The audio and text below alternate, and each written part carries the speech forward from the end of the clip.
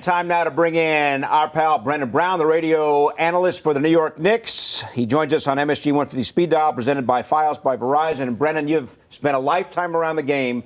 How are the Warriors able to compensate regardless of who is in the lineup? Well, it's a matter of, how do you set up your plays, your offense, your practice time? How much does the second unit get to get, reps, timing, the system down, so when it gets to be their chance, they can just hop right in there and function as a group. So going back to the Portland series, there was one game where the bench played extremely well. Everyone contributed. And, you need to see that now in game two, obviously with Thompson going out and other people being missing. How you do your practice time, how you observe your own team during games when you're playing, it gives you an idea of what you really need to do, and give Golden State credit for that. Brendan, you talk about observing practice time and just trying to see what matchups work, what scenarios work in terms of just your personnel that you're putting out on the court. So how much of a credit is it to Steve Kerr to just keep this ship going despite the injuries that they've experienced this year? Well, I think every NBA team knows kind of the vibe of how to, practice with their own group. Do guys need time off to sit out with injuries? Does that affect what you do, how long you go, how you might put your groups together in practices, whether you're doing your regular stuff 5-on-5, secondary, half court, special situations. So I would think that Golden State, having played so many playoff games in the last couple of years, there would be a period of rest where a lot of the complimentary guys, a lot of the bench guys, even third string guys could get a lot of reps. And, to learn that so much of the Golden State offense is about timing, the timing of the cuts, the timing of the passes. So you need to do that live, even if it is 5-on-0, you have to do it live. And I think that shows up that these guys are somewhat ready to play when asked. All right, B. Boxing one. I mean, really? Do you think this can work, or was that something they did late in the game and it had effect, and you're not going to see much more of that the rest of this series? Boxing one, B? I love it. Why not? Think about it. The most creative coach that we've had in the NBA, let's say the last 20, 25 years, was Flip Saunders. Yeah. And when he came into the league, he did a lot of stuff because he had same size guys in the CBA. So his offensive alignments were just off the wall in terms of where he put people with the old zone rules, everything else. So Nick Nurse has the overseas background. He has the minor league background. So for him to get creative, the boxing one worked. They went 0 for 6, 2 turnovers in there. And I keep hearing a lot of people say, well, Thompson will be back. You can't play a boxing one. Okay. Well, why not play a triangle in 2? Who's not to say that you can play a triangle in 2? Why not run a picket fence? We're diving deeper into this thing. So you would have I'm being flat out serious. If you had Cousins and Iguodala and another player on the floor, would they be able to navigate, make the right decisions, look at the spacing of the triangle?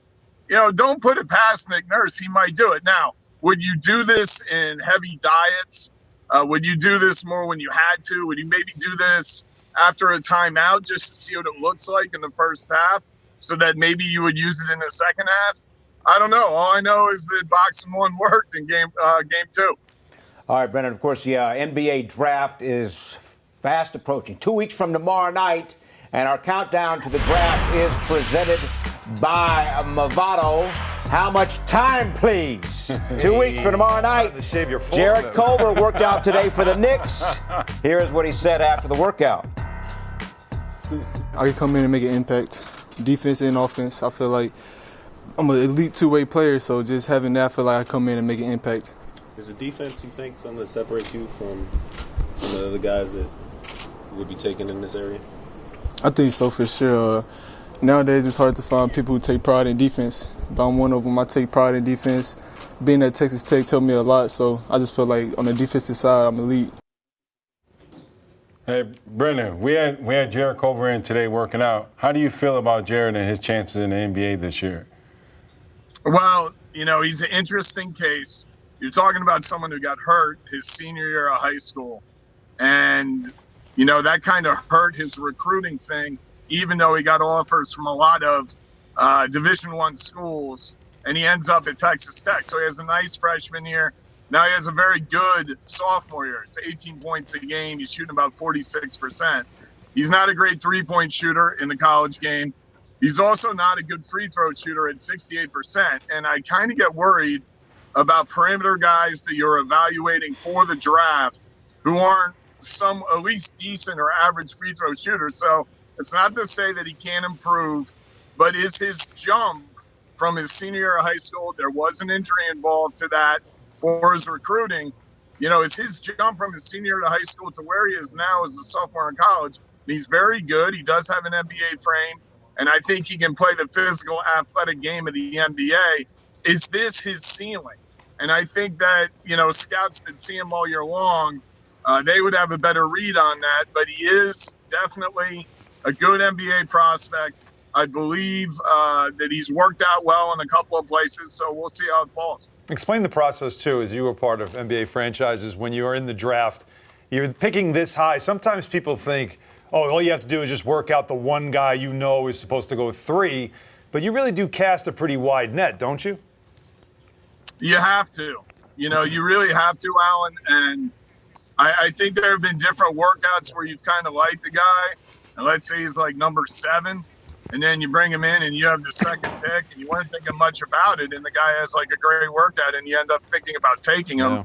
Yeah. Dwayne Wade wasn't expected to go 5th at all when he went to the workout situation, but he got picked. Amari Stoudemire was a little bit of an unknown in the draft with a high school background, and he ended up going in the top 10 on a promise to Phoenix. So, I think just to lock in and say, well, the mock says we should take this guy at number 3, or the mock says we should take this guy at number 6 or 7. You don't really know about a guy until you have him in yourself. And even if he goes 1-on-0 and he isn't playing against another player, I think that the interviewing process that you would have with him that afternoon after you get some lunch and maybe he's meeting with 3 or 4 guys, it gives you a little bit better feel of maybe who the kid is as a prospect, as a person. And that might lock into your viewpoint of what your team is and what your franchise is. So I just think to go by the mock, listen, there are 3 more weeks to go before we even get to the draft, and then another period of time before we even get to free agency. So everything in the NBA this year has been very, very unpredictable. You can't say that Memphis is going to take Moran at 2. You don't know that. Mm-hmm. Someone could go up there, jump picks, and go get him, or maybe they like another player at number 2. And that would affect very much what the Knicks would do at 3 and the teams after that. So this has been a very, very unpredictable year. And Alan, to your question, sometimes a guy can literally come to your workout and knock your socks off. For more great videos from the MSG 150, check out right there. And remember, our show is on Monday through Thursday, 8 to 10:30 p.m. on MSG Network and MSG Go.